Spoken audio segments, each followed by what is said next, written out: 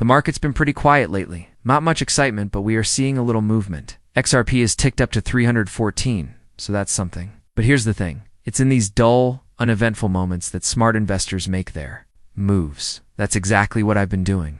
I've set up my positions through Caleb & Brown, a platform that offers professional-grade crypto services with institutional-level custody. They partner with Fireblocks for secure storage, which gives me peace of mind. I also get access to a personal broker I can actually talk to, and they offer deep liquidity when I'm ready to exit the market. If you're thinking of getting started, head over to xrpwelt589.com. That'll redirect you to my official referral page at Caleb & Brown. From there, just hit the Sign Up Today button, and you're good to go.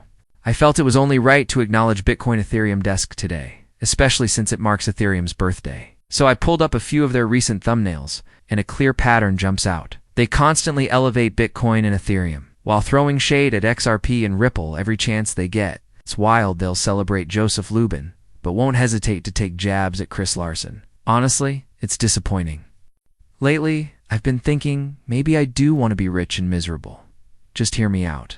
I mean, these people are all over Bitcoin again because, well, they're Bitcoin maxis. One of them even blocked me ages ago just for speaking the truth. Now, I've never been a fan of the phrase Bitcoin fixes everything. No, it doesn't. People fix things. And yes, people with Bitcoin can be part of that change, but only if they actually step up and do something. The reality is, a lot of folks made their money, and now they're fading into the background, hiding, playing it safe. Personally, I think that's exactly the wrong move. I've been doing the opposite, trying to give back, trying to fix real problems, especially in my own community back in Bedford. There's a quote I heard from Thomas Pacquiao at PubKey, warned that we might all end up rich and depressed. I get where he's coming from. He's saying that if Bitcoin doesn't live up to its promise of global financial freedom, then all we're left with is centralized hordes of BTC, rich elites, and a failed mission. That's not what we signed up for. But I don't fully agree with him either. Maybe the real problem is we didn't set honest expectations.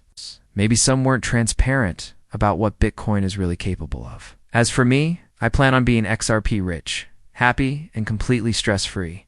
And that seems to be the direction we're heading. Someone just dropped a massive $1.3 million bet on Polymarket, predicting that the Fed won't touch interest rates today. Even BlackRock has echoed that sentiment. They're expecting no changes either. So all signs are pointing to a pause. In the grand scheme of things, it probably doesn't even matter. What's interesting, though, is that the latest White House crypto report makes zero mention of any strategic Bitcoin reserve. Not a word. Honestly, someone might want to check in on Michael Saylor. Maybe give Max Keiser a wellness call, too. According to him, Trump's right where expected, sitting at level 2 out of 5 on the Bitcoin awareness scale. Wow. You know the stage? I love Bitcoin. Buy my Bitcoin. Also, here's my stablecoin. And maybe a little something else, too. He says Trump still needs to evolve. Understand Bitcoin not just as money, but as a medium of exchange. Then see it as a store of value. And finally, level 5. Full-on hyper-Bitcoinization.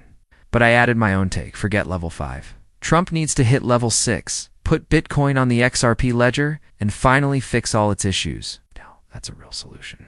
This is grown-up talk, something you won't catch from Max Keiser. There's a lot flying around about Trump's crypto stance. And while I can't verify the source yet, these are the so-called highlights, a push for real cooperation. Between the SEC and CFTC, safe harbor rules, and sandbox programs to fast-track DeFi innovation. Full support for the rapid implementation of the Genius Act, a disclosed strategic Bitcoin reserve supposedly built from seized BTC. IRS guidance on crypto mining, staking, and small transaction taxation. Proposals for crypto to be allowed in 401ks and even mortgage-backed assets. A push to give banks clearer access and margin rules. Lawsuits against Coinbase, Ripple, and Binance dropped. New leadership across those platforms. And crypto enforcement units at the DOJ reportedly dismantled. If even half of this becomes policy, it's not just regulatory clarity, it's a total reset. And then there's this part, apparently. The upcoming White House crypto report is going to recommend a de-minimize capital gains exemption for everyday Bitcoin transactions. Sounds great, right? Let's be real. I'm guessing this only benefits the big corporate players. Personally, I've always believed that if this whole system is going to work the way it's meant to, truly frictionless, then XRP transactions will have to be either tax-free or very close to it. That's the only way it makes sense at scale. Also, let me correct some of the noise coming out of Bitcoin media. It keeps saying this is about everyday Bitcoin use. That's not exactly what the report says. It's the usual carefully worded PR fluff we've been spoon-fed for over a decade. And here's the Treasury Secretary. Innovation is at the heart of the American spirit, but to truly thrive, it needs regulatory frameworks that don't just keep up, they lead. According to the president, the goal is to bring the clarity and confidence that both entrepreneurs and investors have been waiting for. In a recent piece published by the Washington Post, there's a clear message. The U.S. is aiming to position itself as the global hub for crypto. This is being framed as a strategic roadmap, not just for regulation, but for turning America into a true crypto superpower. In the not-so-distant future, the line between traditional bank accounts and crypto wallets will completely disappear.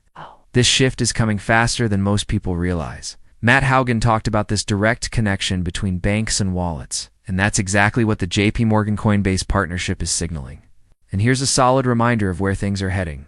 The Wolf of Wall Street just pointed out that the 2x long XRP ETF has surpassed $300 million in net inflows this week, making it the first US-listed XRP ETF to cross that threshold. Now imagine what kind of momentum we'd see if this were a spot XRP ETF. And listen, I think it's not a matter of if, but when. Approval could come sooner than many expect. When that day comes, here's the key question. Will these spot ETFs actually hold real XRP? It's based on how the current prospectuses are worded. Yes. They'd have the flexibility to hold any XRP-based instrument they consider appropriate. That's where things get really interesting. Make no mistake, spot ETFs are coming. And not just Bitcoin and Ethereum. We're entering the next phase where altcoin ETFs will follow. And this time, we're hearing that in-kind creation and redemption will be on the table from day one. That's massive. Redemption mechanisms for both spot Bitcoin and Ethereum ETFs are already locked in. This is concrete progress, and it's happening faster than most people realize. Here's where it gets juicy. You'll hear one thing in the press, but watch what these institutions actually do. Big shout out to Smoke for the reminder. The headlines aren't the reality. Take a look at the latest update from BlackRock's EBIT ETF. They just added new authorized participants, and guess who's on the list? Goldman Sachs. Yes, the same Goldman whose CIO literally said crypto has no real use. So which is it? Either their chief investment officer is completely out of the loop, or Goldman is talking out both sides of its mouth. We both know which one it is. And guess what? Citi's doing the same. It's laughable, but also predictable. What's Smoke just described? That's the last decade of crypto in a nutshell. Because of Bitcoin and Ethereum's regulatory free passes, you haven't even seen the real crypto market yet. What we've had is a rigged stage. But behind the curtain, these institutions have been accumulating like crazy, all while trashing the space in public. Classic Wall Street. Why? To scare the market, to push prices down, so they could keep scooping up assets on the cheap. And here's what's coming. Once regulations are finalized and they're legally allowed to offer crypto to their retail customers, they're going to flip the Wall Street marketing switch. It's going to be non-stop crypto ads, just like you see with gold. Why? Because once crypto assets are given commodity designation, the gloves come off. That regulatory wall vanishes. You'll be seeing XRP, BTC, ETH, and others plastered across every screen, every commercial break, every investment pitch. And let's be real, if you're watching this, you're not the target. You're early. You've been in XRP for years, but the real flood, it's about to hit the public, the sheep, in a big way. This is bigger than .com. If you were around during the tech bubble, prepare yourself. This is .com by 100.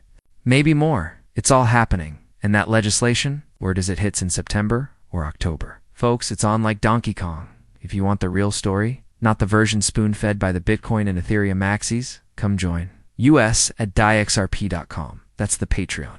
Or join directly here on YouTube by hitting the join button below any video. Or just subscribe through X. Either way, you're invited. Today, we're really celebrating Ethereum's birthday by exposing the truth behind the headlines. I'm not a financial advisor. This is for entertainment and educational purposes only. If you believe in the future of finance and the power of decentralized tech, smash that like button. Subscribe and share this with your friends, your family, and anyone who's ready to ride the next crypto wave. This is just the beginning.